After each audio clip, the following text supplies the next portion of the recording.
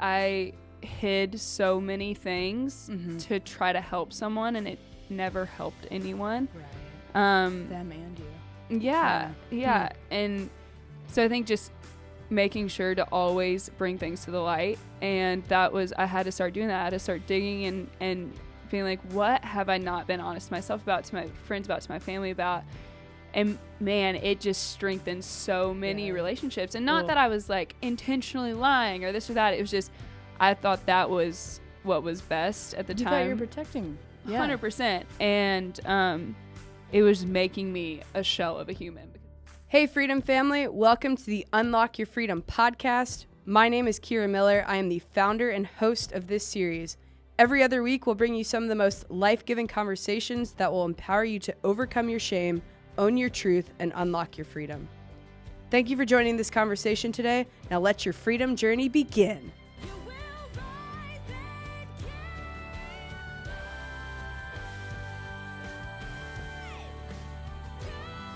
Hey, Freedom Family. Welcome back to the Unlock Your Freedom podcast. My name is Kira Miller, and I am the founder and host of this series. If you struggle with shame, but you desire freedom in your life, my conversation with singer-songwriter Lacy Cavalier today is really going to help you overcome that. And here's why. So basically, we talked a lot about how she had held on to something in her life for way too long, and she finally let it go. And when she did, she was able to really see who she actually was, and she didn't have to put her identity in things that were not real anymore. And so that was so connected to my own story because I held on to something for so long in my life. And what happened is I got lost in that thing and I lost my identity. I literally lost who I was. And then when I let it go from my life, that's when I was able to really begin to see who I really am again. Same thing happened with Lacy. So yeah, I'm super stoked to share this one with you. Here we go. Sweet. So who would you say Lacy Cavalier was basically in the beginning of your journey with putting your worth in other things and other people? She was young. Yeah. I hate saying the word naive because I feel like that can be taken in a derogatory manner. But I think she was just really open to people and things and wasn't quite aware that the world and people could hurt her. Yeah. But also I think, it's just a matter of growing up and realizing your boundaries and realizing, what matters to you. And I grew up with faith my whole life, and you knew my worth, my value, that was in Christ, and you knew that. Yeah. But you never really you don't have the opportunity to put that into practice until you're put in situations as an adult or as you get older. Yeah. So yeah, it was just learning that I did stray from that, and that really is the only way that I can feel my most confident and feel my most secure. And it just takes kind of going through not having that to learn that. So yeah. What specifically did you feel like, maybe not people-wise, but other things, what did you put your worth specifically in? Being liked. I'm a people pleaser. And it wasn't none of these things are ever intentional, right? It's subconscious, and you find yourself later on, like I said, once you realize you've lost that confidence or that security or who you are, then you start to trace it back to how it happened. And definitely as a people pleaser and as someone that never wanted to disappoint, whether it be my peers or my authority figures or whatever it was, and learning that I had to like myself. And that was really important. And so putting it in people and their opinion of me instead of starting with my opinion of myself and God's opinion of me. Yeah. Ooh, that's good. Who would you say maybe you, well, no, I guess aside from people pleasing, what do you feel like you were kind of, well, what were maybe the voices in your head telling you in the beginning of all that? That if someone didn't like me or any sort of form of rejection meant that I was not good enough, or I was not pretty enough or smart enough or loved enough or whatever it may be. And I either read a quote or heard something the other day. And I'm going to butcher this. I'm so bad at repeating quotes. Too. But it was something to the fact of God looks at rejection as an opportunity, whereas like on earth and in our society, we look at rejection as like a failure or whatever it is. And in being alone is an opportunity for him, or, you know, being told no is an opportunity for him. And so learning that, and it's not the end of the world that, you know, if you don't succeed at something, or someone doesn't want to love you or doesn't want to be friends with you or whatever it may be, like, that's okay. Yeah. I think that's the biggest thing that I'm learning right now in my life. I keep hearing it repeated to me every time we're like in the dark room of life, in that isolating place. That is where God is developing you the most, and that is where he's doing the most work in you. And we're actually not supposed to try and get out of it too quickly, because he literally is like, hey, this is my timing, and I want you to stay here for right now because you're not ready for the thing that I have for you yet. It's a purposeful season. Yeah, for sure. Absolutely. So when you were people pleasing, also, like, what did that look like? I mean, I know you've already sort of been sharing a bit about it, but I think as humans in general, like, all of us have some form of that. If you don't, then please teach me, lucky you. But then on top of that, with the career path that I chose, it's even more so elevated or maximized, because my whole career is like, you know, make really vulnerable art and hope that it doesn't flop. Yeah. And so having to be okay with the art that I was creating, having to be proud of it regardless of whether people liked it. I still, like, I'm going to struggle with that for the rest of my life. But having the combination of already just from a human to human basis, feeling like I want to please, like in a conversation with you or and whatever it may be. And then adding on top of it what I choose as my career. Yeah. Just, it's a daily, you know, occurrence of like, oh, are they going to like what I'm wearing? Right. You know, did I play that show well enough? Did I sound good enough? Right. Is my music good enough? Whatever it is. So it's just heightened. Yeah. Did you grow up in music, or did you have like another career path planned for yourself? I always wanted to do this. Really? Yeah. Super cool. When I was a kid, I was on Barney. Okay. Yeah. You were one of those. Yeah. Dang. Okay. Yeah. So, I mean, since I was a little kid, I mean, you know, like when there would be book fairs at school and things like that, like I would get the monologue books, and I would go to my brother's baseball game and do these monologues in front of the whole stands, and everyone's like, sit down, like, stop. And so it got to a point where one of the kids on my brother's baseball team, his mom would take their other son to acting camps. So I begged my mom, and she finally took me, and I ended up getting an agent, and booked Barney and booked other things. And so that's kind of how things started. And from there, when I turned 12, I was like, I think I want to retire from acting. It's time. I need to focus on music. Yeah, my parents were like, this bitch. Like, what is she talking about? Retirement at 12. Yeah, exactly. Yeah. So then the music stuff kind of started. They brought me here for the first time. I recorded a demo record, and it just kind of snowballed. And here I am, 22, and I really like, my life has been this always. So I don't really know anything different. Would you say that because you were acting at a young age, would you say that the people maybe that you were working with, because it's like television, I mean, sort of they're telling you what to do and you're young. So did you feel like you had to please them too, and you couldn't really be yourself necessarily? I think I'm always myself. I think I'm just really hard on myself, and I think I want to succeed, as does anyone. And then on top of that, like, as a performer, like, you're a show off. You want to get up there and you want to do your thing, and you want to see people smiling and laughing. And especially if you're 8 years old and it's adults looking at you, because your whole life, whether it be your teacher, your parents, your coaches, you want to make them proud. Right. And so it always came from a good place of just wanting to make people proud of me and wanting to be proud of the work I'm doing. Yeah. So. It's funny because I think now, like, looking back at our lives and being like, oh, I was such a people pleaser, we almost look at it as it was like a bad thing. But when we're in it, it's like, how bad really was it? Right. Because we were just trying to make people proud. Right. You know, which is not a bad thing. It's a healthy amount is not a bad thing. I feel that. Again, knowing your boundaries and knowing, like, how far you'll go to be accepted. Yeah, you know? That's good. So when would you say maybe all of this was sort of exposed for you, that you were people pleasing too much? I think I always somewhat knew, because when I did fail, it was so dramatic and it was so over the top, and I took it so much worse than I ever should have. If I got a B on a test, I felt like my world was ending. Yeah. I'm a perfectionist. All of those things. Yeah.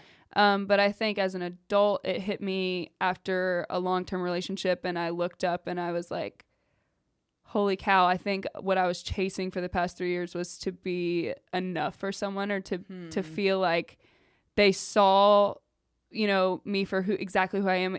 But it didn't have anything to do with me at all, the way they treated me, and just realize, even at the end of it, when you're waiting for them to come to you and apologize or say, whatever it is that would make you feel validated, I realized that was never going to make me feel better. Yeah. And that I had to do that for myself. Okay.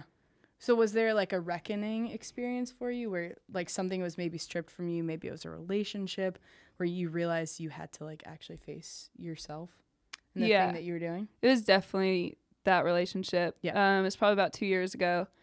And since then, it didn't happen overnight, or it's still not, like, I will never arrive. Right. But I'm definitely the proudest and the happiest I've ever been of who I am and what I'm doing and what I'm creating. And I thank God that it took that situation, or that situation had to happen for me to realize that, because, again, like, I'm so much prouder of who I am as a person than I was then. Not that I was bad. Again, like, my behavior in that relationship all stemmed from good intentions and loving someone. Right. But at the same time, you're broken. But I was definitely broken, and I was holding on for the wrong reasons. Okay. And you were holding on too long, probably? Oh, for sure. Yeah. When I knew, like, I'm not an idiot. Like, I knew what was going on and how I was being treated, and everything I've ever been taught went against how I was being treated. But you chalk it up to, I love this person, and I want to, again, perfectionist, like, hard worker, not wanting to disappoint, not wanting to leave someone when you feel like they need you. Yeah. I feel that. So just stayed in it too long. Yeah. But now I wouldn't even say that. I think it was necessary to get to that point. Yeah. Yeah. Yeah. Dude, I totally get that, because even in my life, it was actually something that I did to other people. Basically, I catfished people. Yeah. Pretty wild. But, like, that was the thing that I did, and I did it for so long, like 10 years. It was like a true addiction. Yeah. And I did that, and it took a really long time, obviously, for me to finally let go of it and realize that, hey, actually, what you're doing is not as good as you think it is. Because I always tricked myself into thinking that what I was doing was actually, like, okay. Yeah. Because I think that's what you end up doing. When you can train your brain to believe anything. Yeah, it's wild. And so I, like, held on to this thing for a super long time, and then when it was my lies were exposed, it was like this huge reckoning that just took place in my life, because it's literally like you're losing your identity. Oh, for sure. That's a great way to put it. Yeah, you just put your identity in that one thing. And once you have it, you're like, who am I? Yeah. I actually had lunch with a new friend today, and we talked a lot about that, and it had to do with the relationship side of things, of, like, your identity, whether it be the friendships you make through those people, or just being that person's person. Like, I'm so-and-so's girlfriend, or I'm these are my friends, or whatever. Like, that ends up happening. And so when it ends and all of that's stripped from you, like, who am I? Yeah, who am I? Who am I friends with? What do I even look for in friends? Dang, like, what do I like in people? Yeah. And why would someone be friends with me? Right. What do I bring to the table? Right. And all those questions come up that you would have never been forced to face had you not been stripped from the identity you've created in your mind of who you are. So after that happened, then, like, what did that look like? Because you probably had to go into some deep self-reflection, I would assume. Oh, yeah. Yeah. I think the biggest thing moving forward was my priority, and what is still so important to me, is being transparent and just honest in every area of my life. Yeah. And I don't mean confrontational or this or that, but just a direct, honest human being.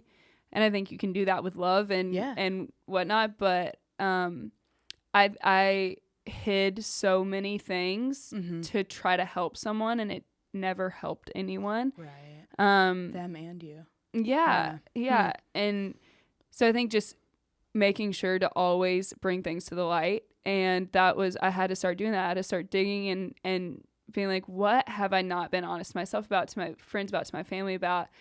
And man, it just strengthened so many relationships. And not that I was like intentionally lying or this or that. It was just, I thought that was what was best at the time. You thought you were protecting. 100%. And it was making me a shell of a human, because I was like, I don't even know what I stand for. Like this is, whatever it may be. And so now I that's one thing, even when I meet someone now and say, how are you? And they're like, good. I'm like, how are you really? How are you really? Yeah. Like, what's going on? Like, I want to know, like that the whole point of life is connecting with other human beings. And like, honestly, like, and you cannot reach true intimacy, whether that be relationships or friendships or family, relationships, without that sort of transparency. And I thrive off of that. Connecting with the people that I love. So just starting there was my like immediate goal. And it's changed my life. Dude, that's awesome. How do you like sort of showcase this, like this new self on social media even? Because I think one of the biggest things that I always tell people too is like, you don't always want to share your full self on social media. Like, it's important to share what you're going through, what you're overcoming, but like there is a sense of intimacy that you need to leave for the people that are closest with you, and that's not social media. So how do you sort of treat that for yourself? I think I kind of wait until, sometimes I'll talk about things in the midst of it happening, but a lot of times I'll wait until I've dealt with it. I feel that. And if I still feel like it's something that I think could be helpful to the people that care enough to follow my life, then I'll choose to share it. But again, just being human, and hell yeah, like when I get my hair and makeup done and a professional photo taken, I want to post it and be proud of it. Like we all do that. Yes, they are a highlight reel, but at the same time, like, which I love, if you're actually excited about though.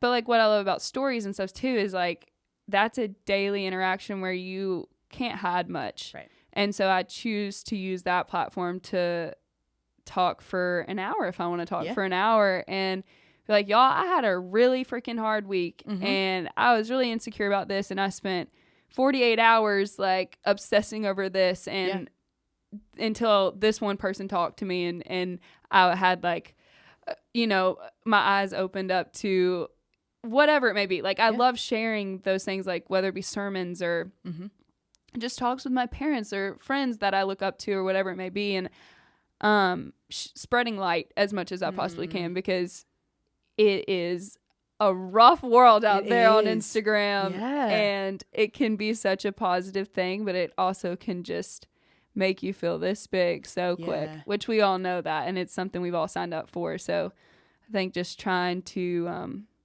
be the small percentage of light that exists on that platform. So how would you say your songwriting has changed too? Honest. Really? Writing more from the heart.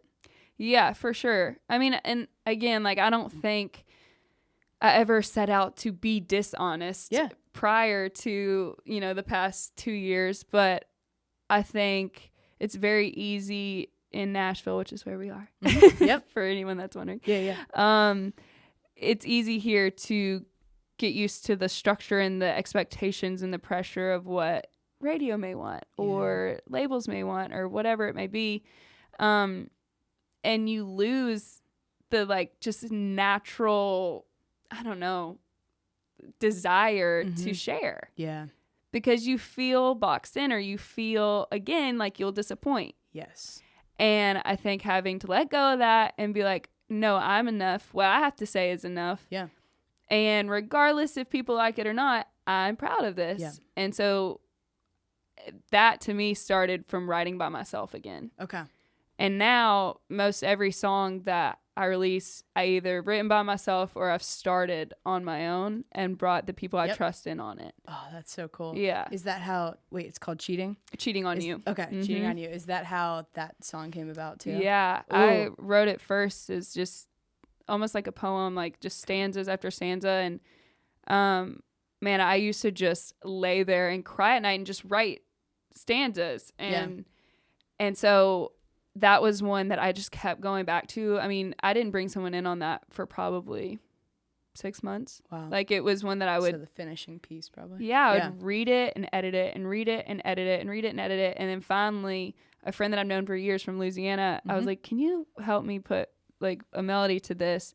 And still, even after that, I rewrote a chorus for 6 to 8 months and last minute put it out on a whim because I was like, you know what? This is special. Yeah. And this is something that's helped me heal and better understand what I'm going through. Yeah. So.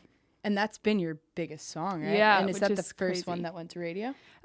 It hopefully will be. Well? Yeah, it's done that well. Yeah. But yeah, I had knee surgery last year, and that's a lot of just sitting and staring at the wall. Okay. Yeah. And I hadn't put out music in a year. Okay. And you have a lot of those conversations with yourself of what in the world am I doing? Mm-hmm. Who do I want to be? What do I want to do? Like, I truly believe God's given every single human being a talent that should be used. Yep. And like, you know what? Yeah, I think that I'm capable of singing, and I think I'm capable of performing and all of those things. But the talent that I feel like I was given was the ability to connect with people and to be honest and to be myself. And that's where I feel my most confident, when I allow myself to do that. And to me, that was through songwriting, and that song was the perfect example of that. And so, I mean, I literally started walking like a week and a half, 2 weeks before I filmed the music, like the lyric video. Yeah. For that, I was like, when I get better, I'm putting this out. And we turned it around in like 2 to 3 weeks, and I filmed the video at like 7 p.m., met my friends at Doghouse at 9 p.m. and like uploaded it for the next day. Like I was like, I'm doing it. I was like, I'm proud of this. I'm doing it. It was important to me. Didn't care if anyone heard it. Literally the next day, it was like scheduled to come out 7 p.m. So I left my phone at home and I went to the Preds game. I was like, I don't even want to know. And it blew up on Spotify first, right? On YouTube. Okay. Yeah. So I remember my friends telling me about it, and it was Spotify. And then it went. Did it go to radio? It was did, right. Well, it was on radio, but I'm independent, so there was no like promo team. Yeah. But Bobby Bones played it, which was sick. Okay. And that was all just through people finding it, which was even the coolest. And it gave me the confidence that, okay, yeah, you're right. Like your gut instinct, was given to you for a reason, and like roll with it. And even as being women, I feel like we're naturally given. No offense. To any man out there. Yeah. I feel like we are given such a special like intuition and gut instinct, and we know when things are right and we know when they're not, and that felt right. Intentional. Yeah. And so now like I don't move forward with things if they don't feel that way. Yep. And it's not like, oh, every single song's it's gonna happen exactly like Cheating on You did. No, it's not. That's silly to think. Yeah. But I have to feel that same pride or I won't move forward. Mm-hmm. Well, what's interesting is obviously it was connecting with other people, and like someone like me, I think I've heard the song maybe 2 or 3 times just because I don't really listen to country music much. But literally I had 4 or 5 different friends say to me, oh my God, Kira, you have to check out this song because it was a story. And I was like, finally we have someone just out there writing a true story that doesn't really need to be interpreted. It's just like the full truth. And for me, that's like the most connective thing in the world. I don't really want to interpret things. I just want to know, just give me the direct details, because when when someone makes me interpret something, I feel like they're not being fully honest, if that makes sense. Yeah. So it was just like special that 4 or 5 different people, I think, literally sent me the song and were like, Kira, you gotta check this out. You gotta check this out. That's so cool. And they kept talking about you, and I was like, I literally have no idea who this person is, but all right, I gotta have him on my podcast. Yeah, it's not abstract by any means. Yeah. But my biggest fear with that was, how is anyone gonna connect with this when this is so brutally literal. Honest? Yeah, and literal to my life. And that was the craziest part. I was like, the only thing I'm gonna get is, why would this girl talk like put this guy out there like this? Why, like, who is this about? Like I thought that was probably 1% of the comments or the messages or whatever that I got. It was, this is my life. And I was like, how could that be? And they're like, no, this is my life. No, this is my story. And that was the most mind blowing thing. I was like, oh my gosh, it is possible to be that honest and for people to relate. Yep. Which I was worried about. So that's really Dude, cool to hear. I feel that. And like literally once I told my story on my podcast, well, I'd hoped that people would connect with it the way they did, but I was like, no one is catfish people. Yeah. Literally all my friends afterwards, like friends and people I didn't know have come up to me and been like, Kira, not in the most literal way that you did, but I have totally done things like that before. And several of them said they've like catfish people. And I'm like, what? I had thought that my story was so like dark and such a secret that no one else could ever connect with it. And it's like when we just share it, we give other people the invitation to just share who they are as well. Yeah, which is why, again, bringing things to light is so important because then we can all live there and not feel judged or shameful. Yes, exactly. Okay, so like your story is out, and I guess who would you say has really been like holding you up during all of this?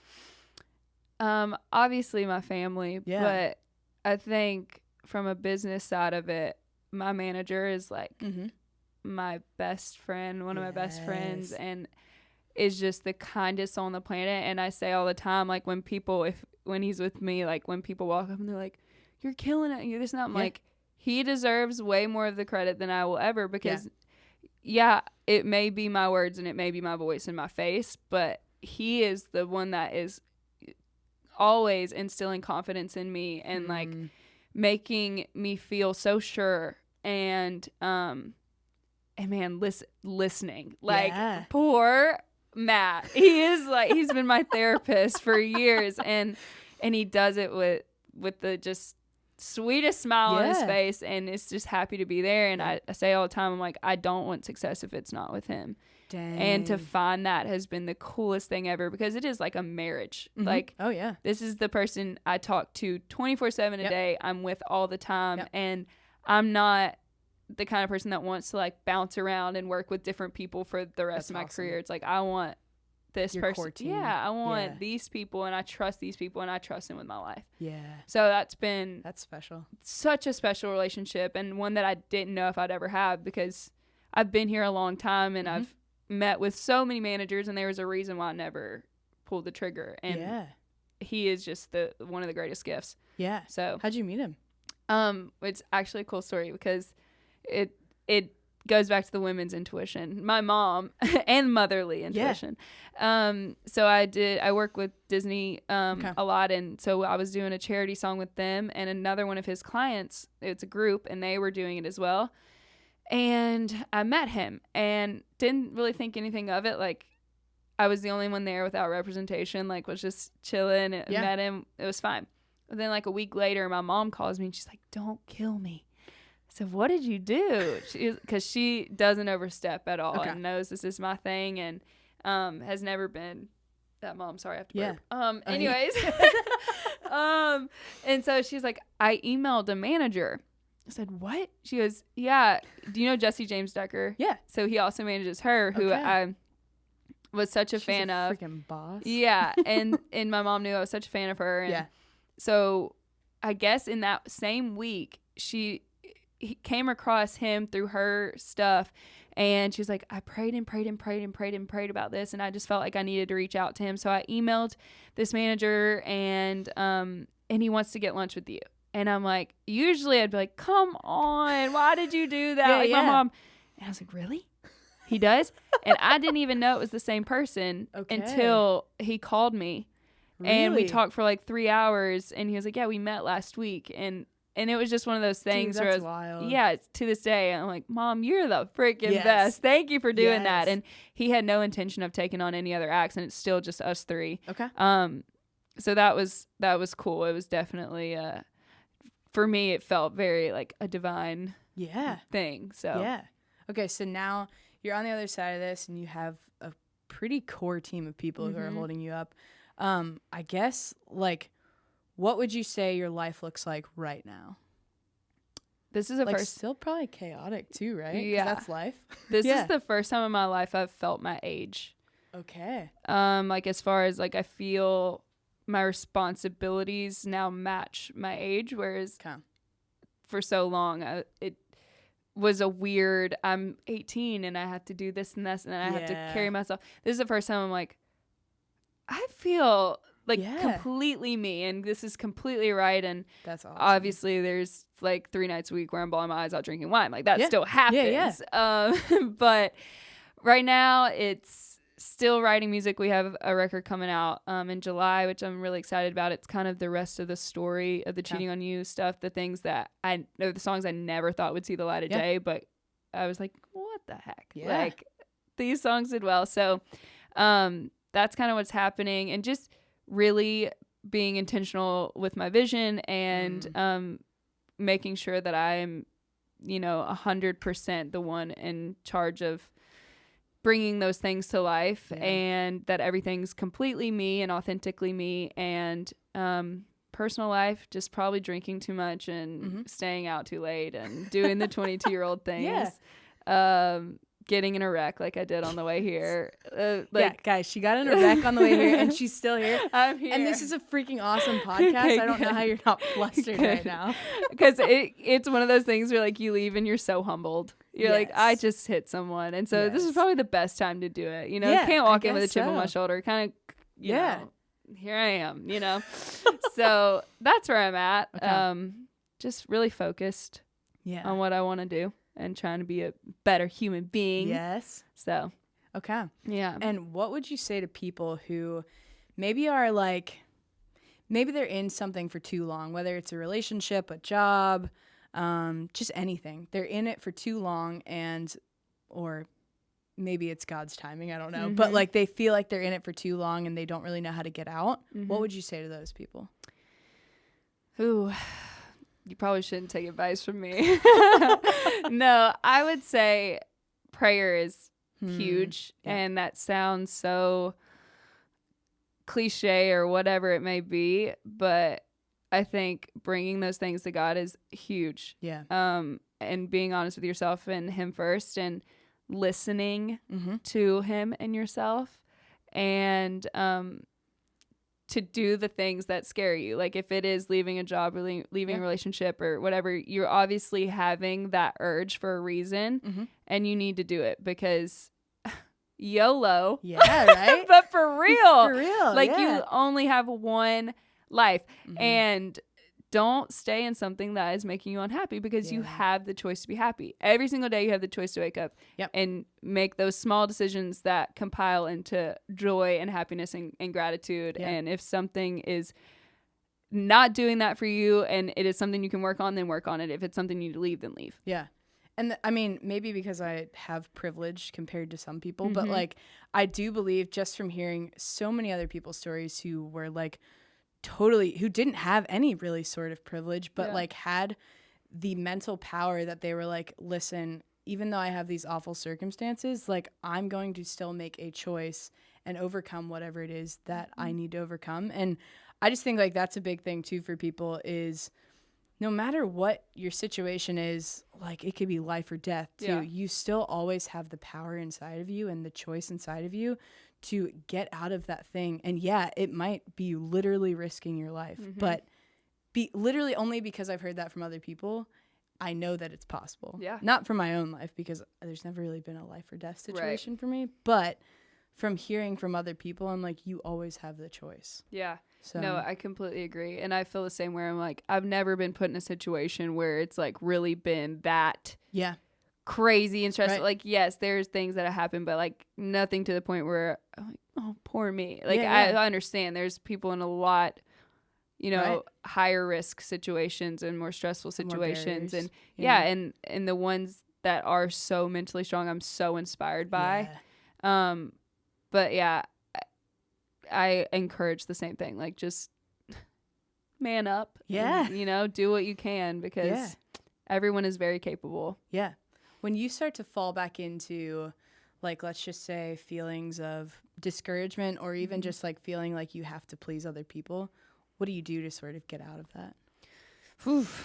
What you were saying, praying. Trying to learn. Yeah. I'm still trying to learn. I mean, I just posted on Instagram about this a couple days ago, because I was having one of those moments where, and a lot of times it happens when I finish a project, or I've like just finished something and I'm like, what do I do with myself? Yeah. And I have nothing to pour my energy into. And since I'm human and whatever, and a 22-year-old girl, a lot of times I allow that energy to be poured into negative thoughts. And okay, well, now this is done. What if it sucks and no one likes it and this and that? And instead of picking up my Bible or praying or calling friends and taking the focus off of myself for one freaking second and stop being so selfish and narcissistic, it's like, how are they doing? You know, maybe if I pour my energy into being there for someone else, I could stop freaking, sulking around. Yeah.